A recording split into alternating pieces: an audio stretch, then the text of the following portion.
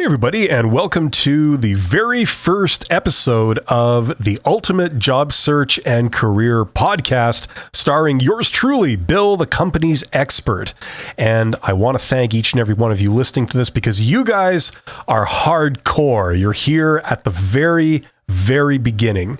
And it might be a shaky beginning, actually, because I just realized that I don't have any kind of theme music. Usually you would put a theme music on there just to take up people's time and not really do anything, but it's something people do. Anyway, that's something I guess I will have to think about for the future, maybe the second episode. Anyway, obviously we're going to talk about job search. We're going to talk about careers. So if you're a job seeker, if you're having problems passing a job interview, or you're having problems getting an interview after you send in a job application, or maybe even more basic than that, you're having a problem finding employment opportunities. You don't know where to send an application or where to apply, then we're going to be addressing all of those. Also, if you're someone who is currently working right now and you're in a job, but maybe things aren't going as well as you'd like. Maybe you're miserable, or maybe you're considering quitting your job, or your career is just not going in the way that you want or you had envisioned. We're also going to talk about that. And I want to crave your indulgence with this. This is my first attempt and might be off to a bit of a shaky start. And if I do happen to go into a coughing frenzy, I will try to mute it. I have a little bit of a cold right now, and compounded with asthma, that sometimes leads to my throat giving out on me, so I hope you will bear with me. Okay, so let's get started. Now, in this podcast, some of the sources for the topics I'm going to cover and the questions I'm going to answer are coming directly from the comments left on my YouTube videos on this channel, The Company's Expert 2, but also on my main channel, The Company's Expert. So if there's a question that people have asked anywhere here, and it isn't like a simple answer that I can answer very quickly when I'm typing it out, I tend to not be able to get to those. So if the question deserves an answer, but the answer would be long because you'd have to explain something, then I'm going to reserve those questions for this podcast. So we're going to get to a couple of questions today, but I want to say something right off the bat, okay? Now, if you belong to either of those groups, you're a job seeker looking for a job, or you're somebody with a job that's looking to quit, looking to change your career path, and don't know what to do, I want to start by saying, first of all, I salute you. I feel your pain, okay? I've had the experience of being a job seeker in the past and confronting the incompetence of the HR function. And I know what it's like to go up against the HR function. Their ability to assess candidates in many situations is pretty bad. And speaking as somebody who has taught HR at universities, and I've run companies, I've been a CEO of a smaller company, I've been a middle manager for many years, I've had a 20 to 25 year career in business. Before being a business guy, I was kind of a technical guy, but I made the jump from being a technical person, being a worker, to being a manager, working in management. I've been in management for 20 to 25 years, culminating in being a CEO, and then I've been a consultant. And so I've had the experience of being a worker and confronting, the whole how to get a job question, and finding it very unpleasant, very, not just unpleasant, but demoralizing. I know a lot of people experience this, especially if either you're single or you're in sort of a family unit and you pride yourself on being a provider. Okay. It doesn't matter if you're male, female, whatever, but you feel that you're a provider, and not being able to find a job quickly, or not being able to get the job that you want, or that you can really thrive in. It can be a real shot to your confidence. And, it can lead to a lot of weird feelings of self-doubt and, lower your value of yourself and all this kind of stuff. And I just want you to know that, first of all, I've been there firsthand. I've seen it from both sides. And I've also seen how the incompetence and the apathy is propagated. And it rolls on and on and on in the way that the HR function is taught and practiced in the world. Okay. And it's ridiculous also because you don't really get much preparation for it. No one automatically sort of sits you down when you're in high school, or if you've gone on to do post-secondary education in college or in university, and said like, look, okay, here's how you deal with actually getting a job. Okay. Oh, sure. They'll tell you how to do a job, but they won't tell you how to get one. And so you're kind of left on your own to do that. And that's what I'm here to help with. I don't claim that I know absolutely everything, but I'm going to share my experiences with you, and I'm going to share some of the things I've seen looking at this from sort of all directions here. Okay. Also, if you're the person who was currently working in a job, but the job isn't working for you. Maybe you're miserable in it. Maybe it's not taking advantage of, your main talents or some of your capabilities. And this is leading to friction. Maybe you're dealing with people, whether it's your boss or your coworkers or, the people that you encounter in your job, and it's just not working for you. You're capable of doing so much more. Or maybe you're just finding that maybe if the people themselves aren't a problem, it's just not really what you're suited to, and you're looking to make a move. Okay. I want to say right off the hop that I also salute you too, because the reality is that a lot of employers, if they had their way, and I'm speaking from the perspective of being on the inside of being an employer, they like to keep people where they are. Your career priorities are not often their priorities. And the way to overcome that a lot of times is to act independently. And if people are thinking about quitting, maybe quitting is the answer. But a lot of times, once again, you don't really get a manual on this. In fact, all the forces on you are pushing you to conform, keep your head down, shut up, do what you're told, and get on with it. And that may not be in your best interest. And so in order to look out for your best interest, you might have to go outside the plan, outside what the forces are pushing you to do. And if you're feeling that, I understand. I've been there myself. I know a lot of people have. You are not alone. Okay, so that's what this podcast is about. We're going to explore this stuff together. Now, today, I have two questions that have come in that I've sort of picked to, for want of a starting point. And the first question comes from somebody called Ruka, R-U-K-A, Ruka, who left a comment on my main channel and said, "It's ironic how honesty during an interview won't get you hired. But after you're hired, the first criteria of the job is honesty." That is a great observation. I want to talk about that.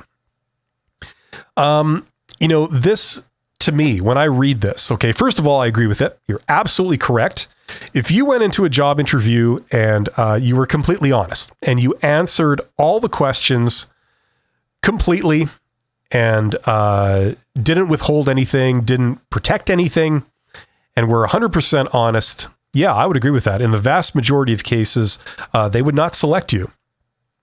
And like I've talked about on my main channel in individual videos on how to answer job interview questions, the king of the question that will sort of end you as a candidate is when they ask you, what are your weaknesses, or what is your greatest weakness?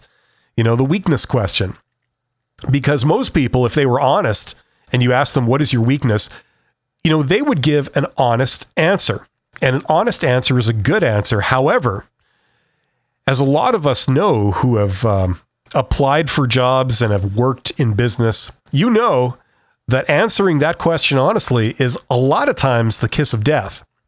Because if you said something like, when they ask you, what is your weakness? And you said, oh, well, I tend to get very frustrated very quickly when I perceive something to be inefficient. My feeling is I don't want to waste my time on doing something stupid just because I'm told to do something this way. I have a natural desire to fix things and make them more efficient, or as efficient as I can be. Or if they don't make sense to me, I tend to have a problem with it.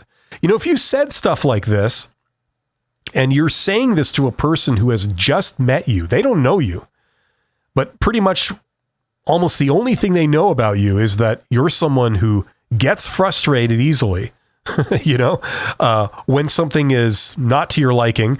Do you think they're going to select you after hearing that? Probably not, especially if they have, maybe 100 candidates who have applied for a position and they have shortlisted, say, 8 that they are going to do job interviews with, and you're the first person they talk to. Do you think they're going to shortlist you as the candidate that they select after hearing that? Chances are no, because you've given them a reason not to hire you. So the very nature of this process, it pushes you to not be honest. And, it is yet further evidence, if any more is needed, the job interviews just don't work. Okay. This is something that actually, in management science, we have a ton of data on this. We've known for many, many years, job interviews are very ineffective. The only problem is that, we can do other things besides job interviews, but they tend to be more time consuming, more costly. And the lead times, they take up more time. You can't hire somebody nearly as quickly as you can if you go through the existing system of job interviews. So that's why we stick with job interviews, but it's pretty much universally agreed that job interviews in the end they just don't work. It's funny. They did a study, I think at Harvard School of Business over 10 years ago. And I can't remember the details of it, but it was, they had 2 groups. They had candidates sorted into 2 groups. And, in one group, they had the most expensive recruitment and selection, like HR company, consulting company in New York, assisting in assessing candidates. So they were going to select a candidate and they were going to select them by employing the most expensive HR consulting company in New York to assist with doing candidate profiles. Okay. And they were going to hire some people. And then on another control group, they were going to hire candidates almost at random. Okay. And then the study, what it did is it looked at, okay, based on all these people that were hired in these 2 different groups, what was their progress, say after 3 months, after 6 months? Okay. And they did this study with these 2, with this control group, and then this using the most expensive recruiting firm in LA, using all the full candidate profiling, the latest techniques, the most expert people. And they found it was something like a 3% spread, 3% difference between, the performance of those 2 groups. So that's pretty much all you need to know. And you don't have to take my word for this. I think most people that have gone through job interviews, the vast majority of people have seen how silly and ineffective they are. Okay. So this is the problem. Okay.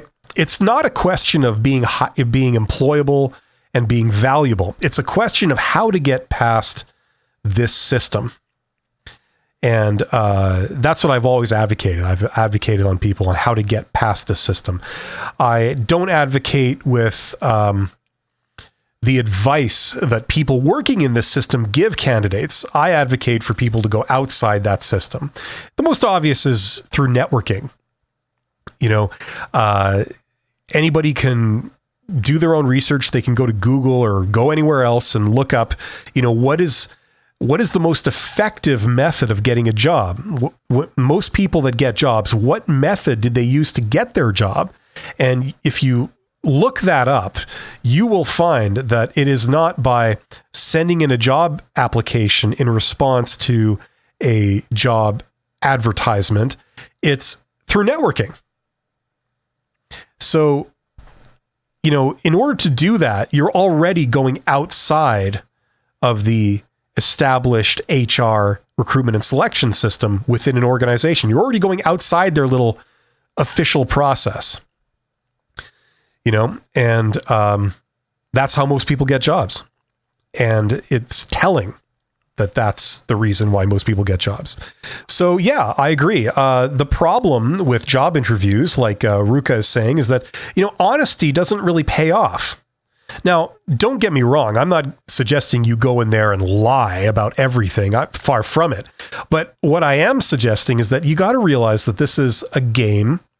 This is not about being honest. It's about telling people what they want to hear while simultaneously not lying. Now, what does that mean in plain English? It means, it's not a deposition. You're not on the stand in a court, having sworn an oath under penalty of perjury to tell everything. You can pick and choose what you choose to disclose.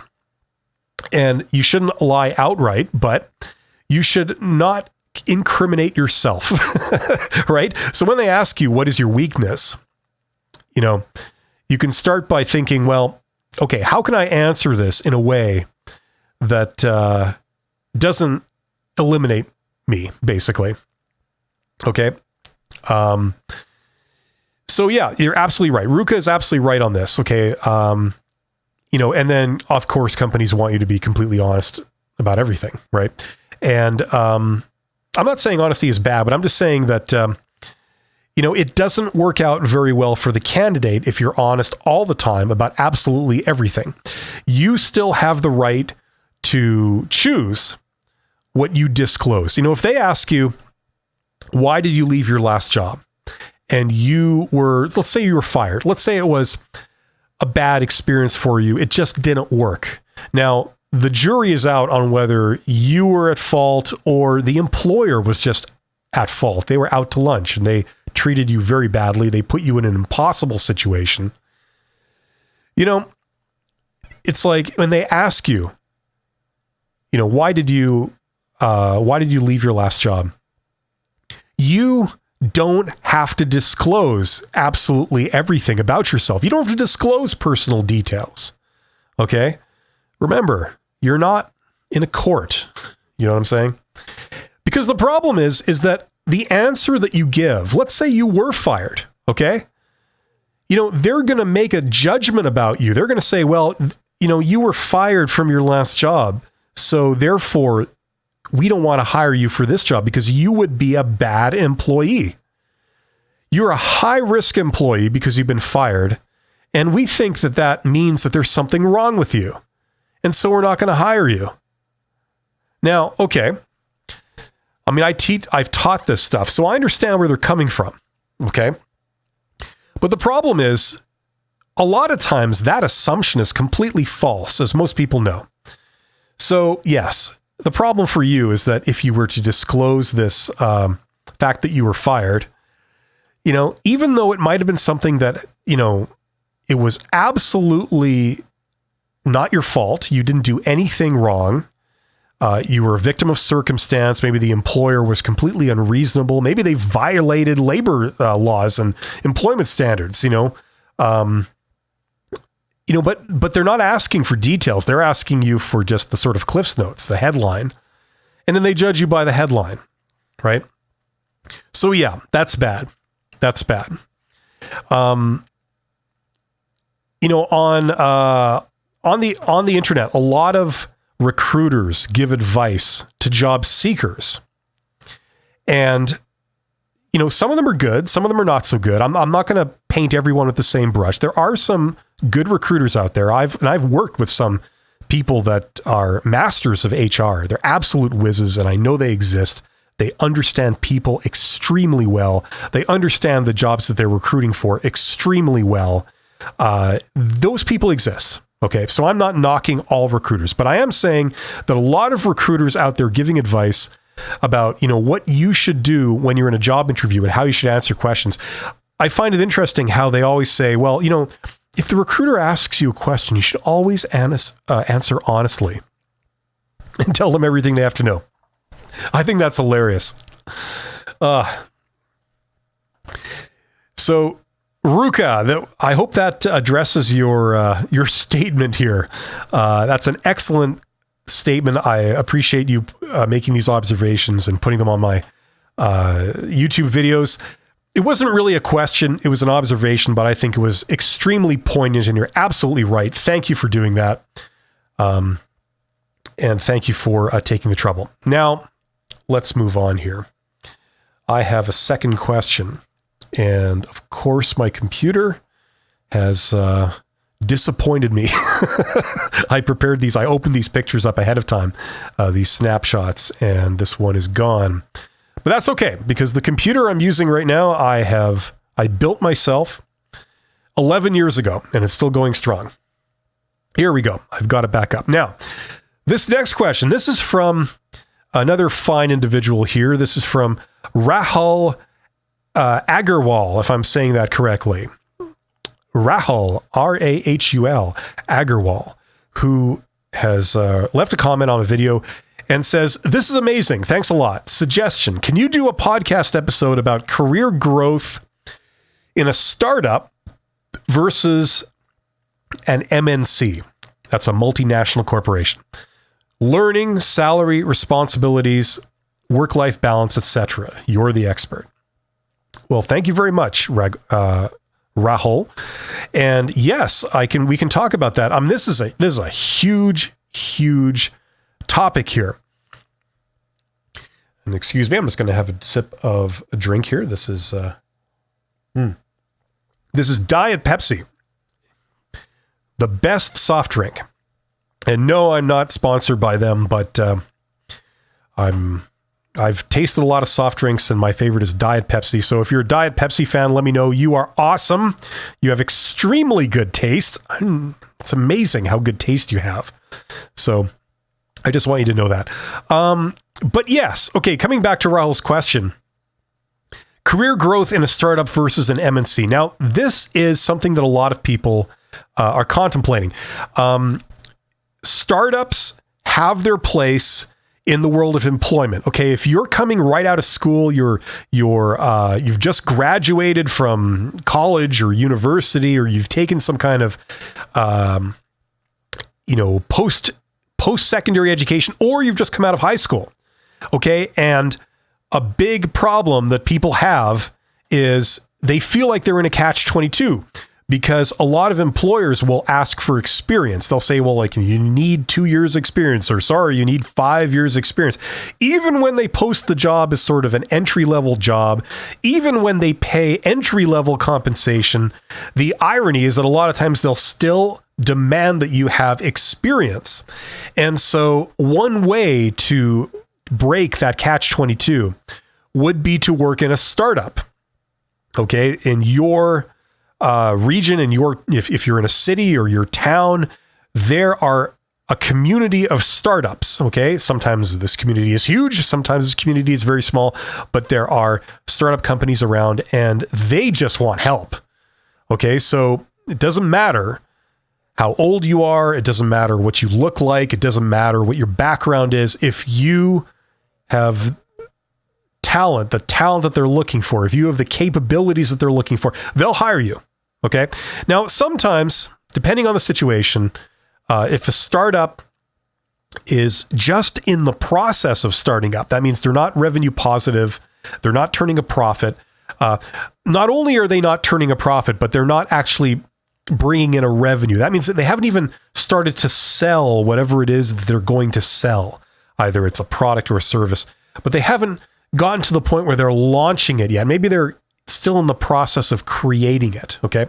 So they don't have a lot of money, but this is still an employment option for people coming out of school, because it's almost like, in some ways it's like a volunteer type thing.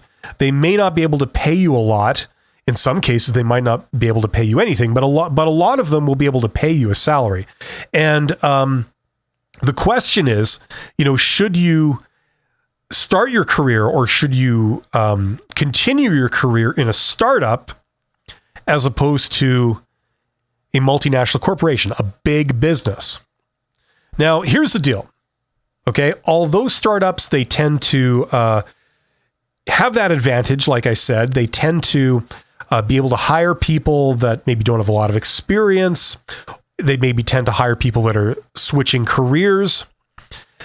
They tend to hire people that might have something that would cause them to have difficulty getting hired at a larger company.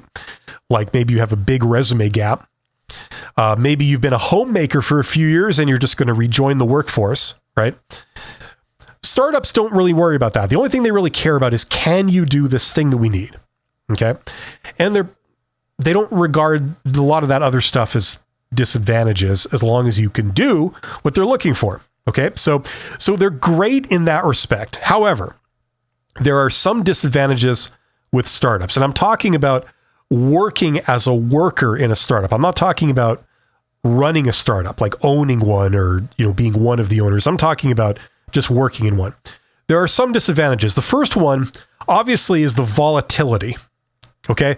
If you're looking for a very, very secure, dependable job, by definition, a startup is not that. Okay. A lot of times their employment is term employment. So they'll hire you, but they'll give you an employment contract and they'll say, well, this is just for 6 months, or this is just for a year tops. Could be shorter. It could even be 3 months. On top of that, there's always the risk that the startup could just go out of business, right? They could run out of money and then that's the end. So there's that sort of more obvious kind of disadvantage of working with a startup. Okay. Generally speaking, they tend to pay slightly less than what you would make at a larger company for an equivalent position. Okay.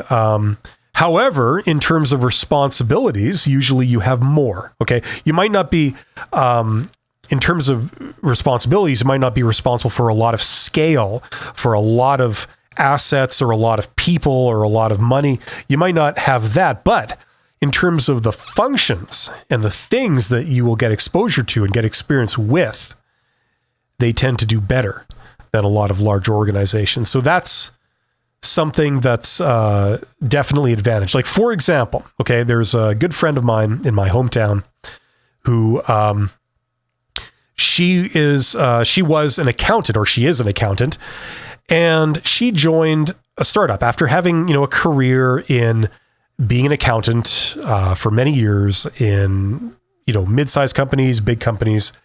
She decided to join a startup. Now, she was like one of maybe 10 people in a startup. And her being the only accountant, she became the chief financial officer of the startup. So, okay, nice, fancy title.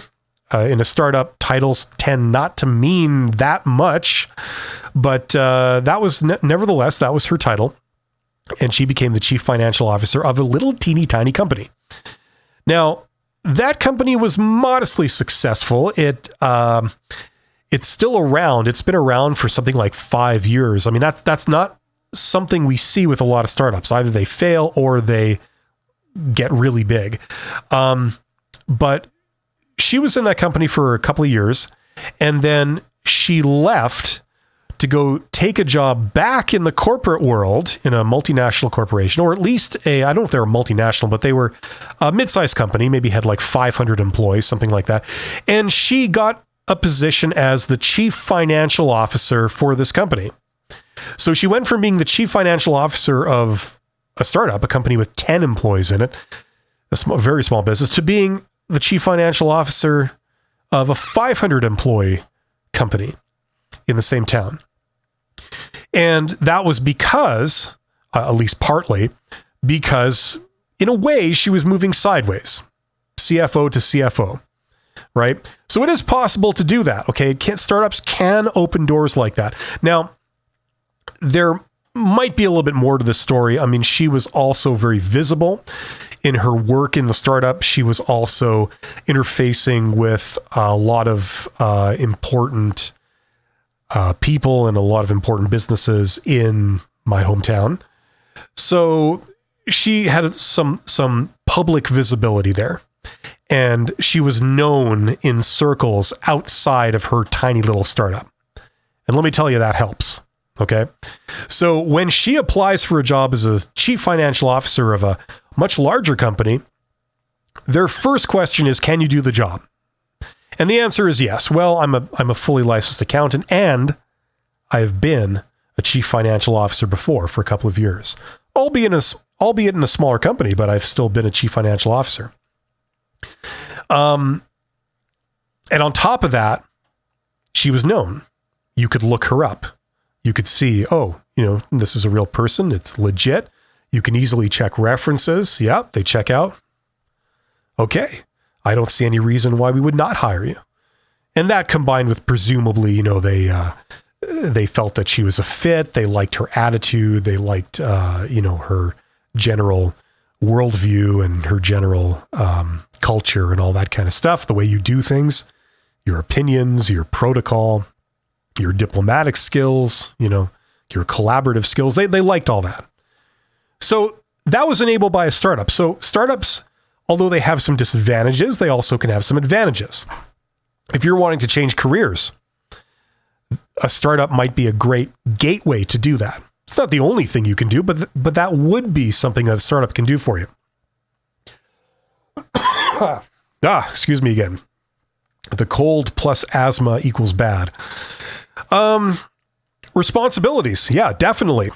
A way for you to get experience, a way for you to not only learn other skills and capabilities, things you can put on your resume, but also they allow you to get more of a holistic feel for business. So if you're used to doing one particular type of thing, say you're a technical person, say you're an engineering student or something like that, and you do programming of computers. Okay, that's your thing. You write code. You can join a startup and you can write code for the startup. But in addition to writing code, you could really see how the work you do is tied to the entire business. You could see how sales and marketing, customer service, HR, accounting, all that kind of stuff ties in with the work that you're doing. So in terms of getting business experience, it can be very eye-opening, very valuable. Now, Rahul Agrawal was asking also about work-life balance. Well, yes, I'd say that there's no real difference in work-life balance. In some multinational corporations, big companies, you can have work-life balance, or you can have a lack of work-life balance, depending on the details, depending on where you work and what you do and what level you are. Same thing in a startup. Startups, it is possible to have work-life balance if you are an intern or you are somebody on a term contract. They're not going to be expecting that you work till 4 a.m. You know what I'm saying? But it also, probably quite obviously, you could have a lack of work-life balance. Startups are known, at least for their founders, they're known for working more hours than you would in a corporate type job or a more traditional type job. However, what they don't tell you is that kind of the payoff is that if you're a founder of a smaller business like a startup, is that if you've done it right, your job is kind of 50% your hobby. So you might have longer hours, but you're much more invested in the work you do. A lot of times you tend to enjoy it much more, and it can be a little bit more exciting because you're working for yourself. You're much more invested in it. So even though you might be asked to put in more hours, you tend to have less of a problem with that, generally speaking. So that's what I would say about, the difference between a career growth in a startup as opposed to career growth in a MNC. Obviously there's a lot more to that. I could go on and on, but that's probably good. I mean, that's kind of the important stuff. So I want to thank Rahul Agrawal for sending that in. You are awesome. And I do appreciate you sending that in. Thank you for your intelligent question. And I also want to compliment you on your spelling and grammar. A lot of times, especially in social networking in places like YouTube, spelling and grammar are not exactly a priority. And I understand why. However, we're talking about getting a job here.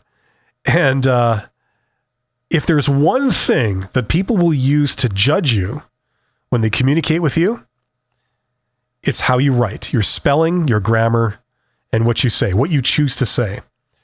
So those things jump out immediately from the very first communication, from the very first sentence you communicate to somebody, that jumps out. So there's no better advertising of you being a professional, capable, responsible person and how passionate you are and how seriously you're taking it than being able to know how to write properly and professionally. Okay. If you don't, that says something. If you do, that says something else. So investing in yourself and being able to learn how to use a spell checker, a grammar checker, learning how to express yourself professionally, that will pay off for you big time. Okay, I'm just going to throw that out.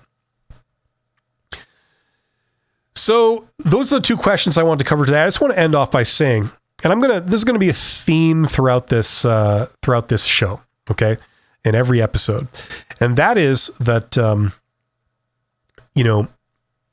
I've talked to a lot of job seekers, people that are having difficulty finding a job. And I've talked to many, and I've heard from many people who are dissatisfied in their jobs. They feel like they are ground down, exploited, oppressed, and they're very disenchanted with their employment situation and they want to make a change.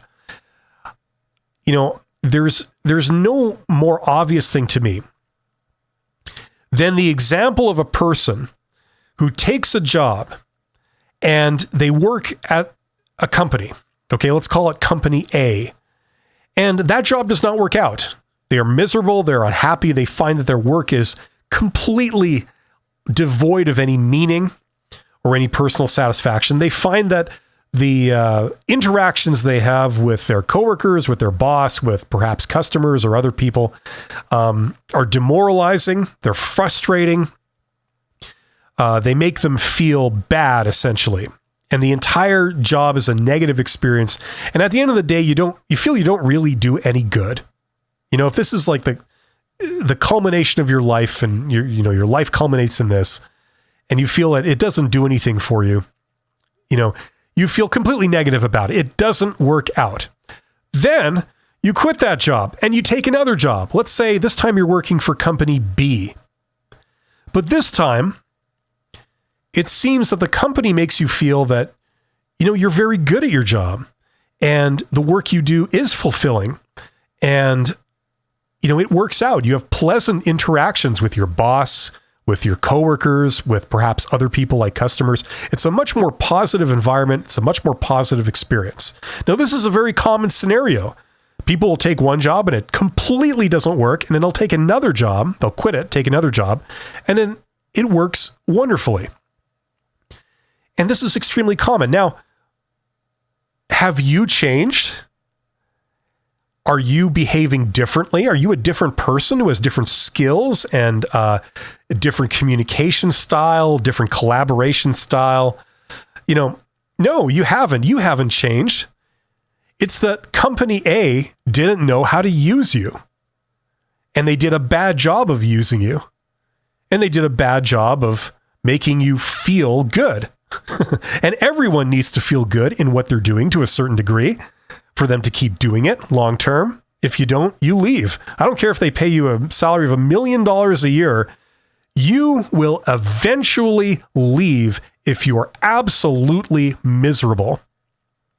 Because after 10 years making $1 million, $1 million just doesn't motivate you anymore. And if you're miserable and you want to put a gun in your mouth, you are not going to stay. It's just that simple. You have to have a certain amount of enjoyment in anything you do. And this illustrates this company A, company B example, which is very common. This illustrates that the person is employable. The person has value. The employee has value. And it's simply that the employer doesn't know how to use them or treat them. It's just that simple. In the same way that you might apply for a job, you go to a job interview and you get rejected pretty easily, very quickly. And then you take another interview with a different company and they decide, you're the one we want. You're the best employee. You're the best candidate and we're going to hire you. And it works out. I mean, have you changed? No, you're still the same person. Now, okay, you might have maybe answered questions differently or something in your interview. I suppose that's possible. But for the most part, you're going to say the same things, right? You haven't changed. It's just the employer has changed. Everybody has value. Everybody is employable. And I see a lot of people getting demoralized when they go through the job search process. And they are led to believe with all the rejection that you encounter. I mean, Einstein could apply for jobs and he would get rejected. And he did and got rejected many times. But the theme here is that, people tend to receive this very negative impression, that they're not a good employee and they're not hireable and they don't add value and their skills are not needed or wanted. And that's false. Okay. I want everyone who's looking for a job right now to realize this right now, right off the hop. Okay. You are employable and you have a lot of value. The challenge is being able to connect with the people that can see that. And that's what we're going to be talking about in future episodes of this podcast. So I hope you will stick around for those. I want to thank everybody that's been listening to this. You guys are awesome. I hope you liked what you heard. I hope you will come back for the next episode. I'm going to be doing 2 of these a week, and they're going to be live on this channel on Mondays and Wednesdays. So that's where I'm going to be releasing those. In the meantime, if you do want to go deeper, I'd just like to remind everyone that I have a course called Get Hired, where I take you systematically through absolutely everything you need to know to get hired. And with examples, with scripts, with the whole shebang and bang. And you can, if you're interested in that, I've done a couple of videos that explain the course in great detail, so you can see exactly what it is. And if you're interested in that, I invite you to check it out. I'll put a link in the description of this video. In addition to that, I have a second course coming out called the $100 MBA. And if you are considering doing an MBA to advance your career, or you are not really interested in doing an actual full-blown MBA at a university, Master's of Business Administration, but you do want to learn business. Maybe it's because you want to go into business for yourself, maybe because you want to start a side hustle, or you want to just sort of stick your toe in the water of being an entrepreneur and, starting a company. If that's you, if you want to be in business, it's highly advisable you learn business. You will avoid so many costly mistakes. It'll cut down the learning curve by so much. So I'm offering a new course. It's not out yet. It's going to be out in a couple of weeks. It's called the $100 MBA. And I will have some videos out describing that in detail so you can see exactly what it is. And if you're interested, I invite you to check that out too.